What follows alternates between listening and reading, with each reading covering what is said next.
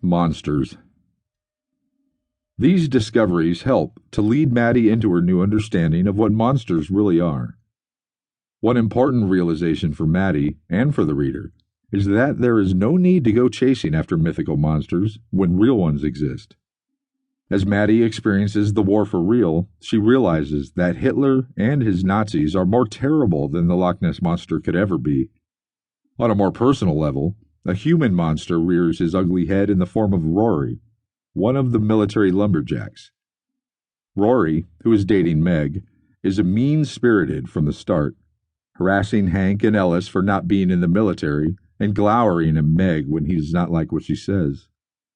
When he finally explodes, Maddie tries to help Meg, whose graphically described beating she witnessed. Maddie has experienced cruelty in the form of innuendo, indifference, and mocking, but nothing like this. On top of that, when she regains consciousness, Meg, like so many battered women, tries to put the blame on herself for provoking Rory.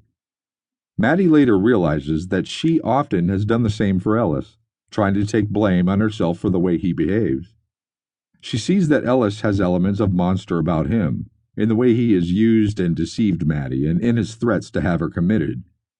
She discovers, too, that he has even been stealing Meg's morphine while she was fighting to recover from the beating. From these episodes, Maddie learns that, in order to cope with monsters, she must stand strong for herself and do everything she can to counter them, whether it is helping to serve the soldiers at the inn, trying to fight off Rory with a poker, or breaking away from Ellis and Hank. She has come to see them as a two-headed monster that has deceived her about their attachment to each other and used her as a pawn or plaything.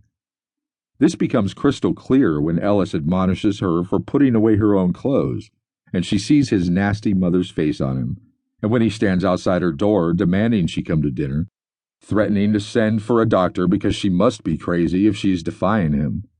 He, too, is imprisoning her. It is possible that the Loch Ness Monster came into existence by feeding on this evil. In joining the community at Drumnadrochit, Maddie accepts the magical legends that come with it, such as the old woman called the Caoinag, who appears in the woods to foretell a death, and, of course, the monster itself. She also learns the history of the Highlands that both helps her understand the people and gives readers a view of the economic and political repression that followed the failed rise against the English rule in the 18th century. The evolving Maddie finds herself siding more and more with the Scots, and not the aristocratic Philadelphians, represented by Ellis and Hank, who look down on them. Though she and Angus have a castle to live in when they marry, they turn it into a rehab center for soldiers, something Ellis, his parents, and Maddie's parents could have never understood. A wealth of names.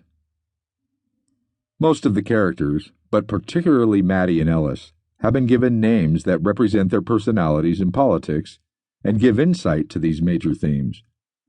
The name Maddie combines the two things that Maddie fears most: becoming mad, like her mother, and dying as Vivian did. The death and devastation of the war also terrify her. As for her surname, Pennypacker says exactly what Hank and Ellis were thinking when they made sure to keep Maddie around by flipping a coin to see who got the chore of marrying her.